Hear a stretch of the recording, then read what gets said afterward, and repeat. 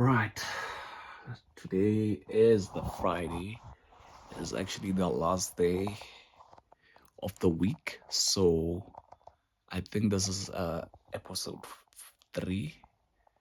Um, Progress to being to reaching $2 million in funding. So I think the last video we spoke about the fact that we know what we want. We want $2 million funding, and we also want to be in a position where that I have 6 profitable trading mechanical systems, meaning that these are systems that I only have to execute and let them play out by themselves and not have to interfere at any means in the trade opportunities. So 6 systems I want, but I already had 2 systems that I was already using that were back tested with over 8 months backtesting data on both of them, one on NASDAQ, another on SP 500.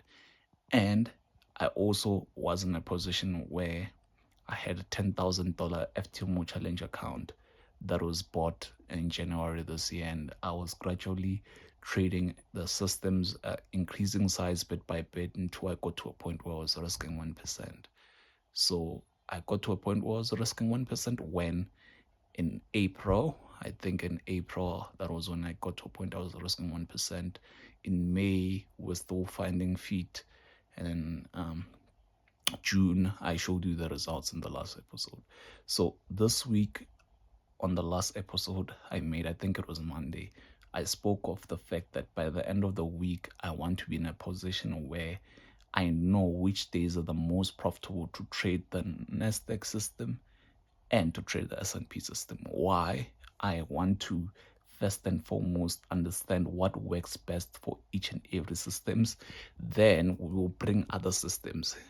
After we know, maybe this one is good for Monday, this one is good for Tuesday, this one is good for Wednesday, and then we'll bring in other systems, and there are 6 that can work better with the prop firm restrictions rules, that maybe you can open 5 positions at 1% per day. Now, if those systems bring 2 trading strategies a day, and then there's 5 of them, it means we need 10% to get to what we want in terms of profit. But to make it work better, we may just have to find out which one works better on which day, and then rather take that system that has the most profit for that specific day based on backtested data, and then use it.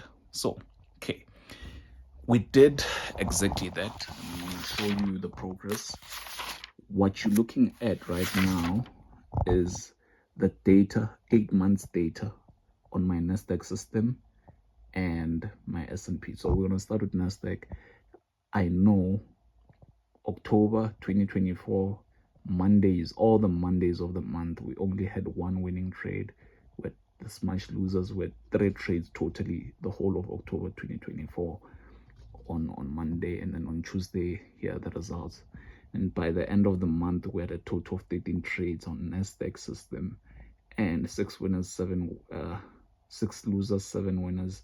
So risk reward ratio is 3. So 3 times 7 is 21 minus 6 is close to 15, right?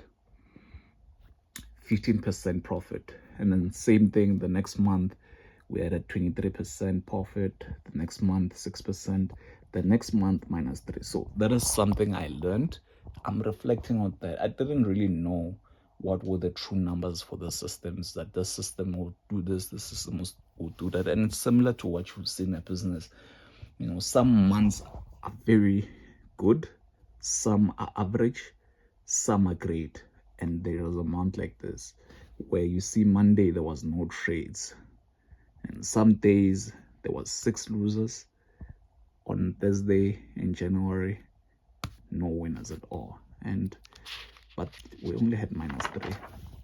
Then we go to February, 8%, March, 8%, 24%, April. So I noticed we had 2 great months in the last 2 great months, meaning more than 20% gains in the last 8 months.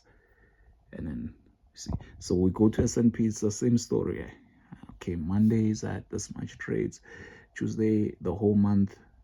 Then I'm able to know which system works which day the most, right? And you see S&P 10%, 4%, 11%, 7% minus 1%, 15%, 13%, 21%. And in the case where we are combining both the systems, for example, in a month like January, where January was -3, if we bring in S&P and we're trading both the S&P and the Nasdaq system all together, you will find that the S&P strategy had a 7% profit. If we combine the -3 and the 7%, it means we'll be up 4% for the month. And then still look at February for S&P went -1 totally.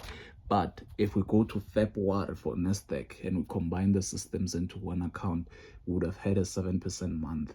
So what the systems do, they ensure that there is always profitability each and every month.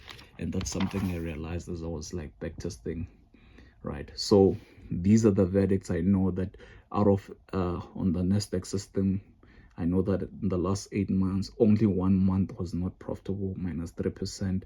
An average of 4 months were like average on 4 months, we averaged like 5 to 6%, some 6% months totally. And then we had 1 good month where it was a 15% in gains, and we had 2 great months where it was 23 to 24%, right? And we go to S&P, similar, the verdict. I put everything. Monday total trades, we know that Mondays for S&P brought in 18% totally in the last 8 months. Tuesday 30%, Wednesday -1, Thursday +1, Friday 27%. And when we go there, like, this data is very essential because you get to build understanding, and then you can know what to take out and what to leave remaining in the trade.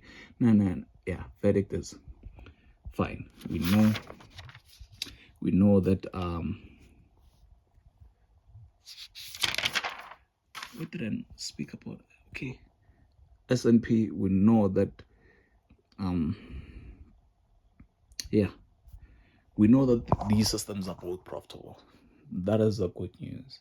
That is the good news. And the best way to capitalize on the systems, in fact, to move forward, is that I'm going to need to backtest some more so that I can have more data and more understanding.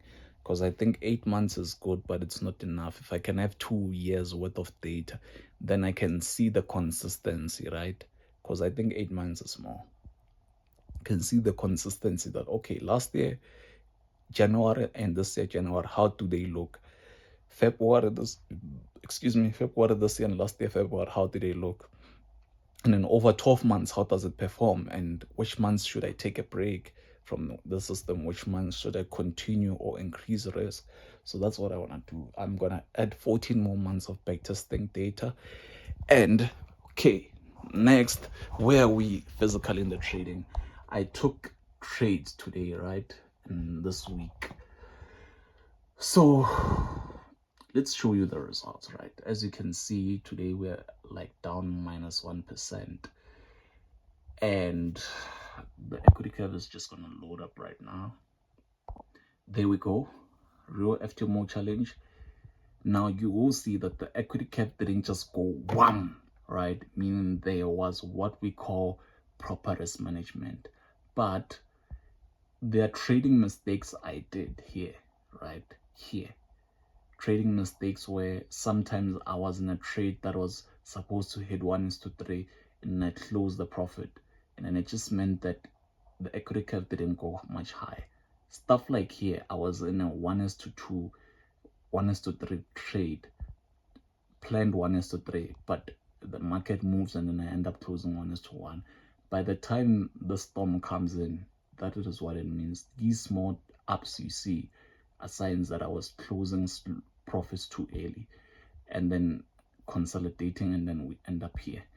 Because as I just showed you guys, there are months that the system is going to do this, and then there are months where the system is going to have like 24%, and it might turn out that that month, right, where we're like, I don't know what month it is, but as you can see, those are the results. I've been using the same system, but there are things that I have to fix, and currently that's where the account is at. Only 1% more left, and I will have to make a critical decision whether I am going to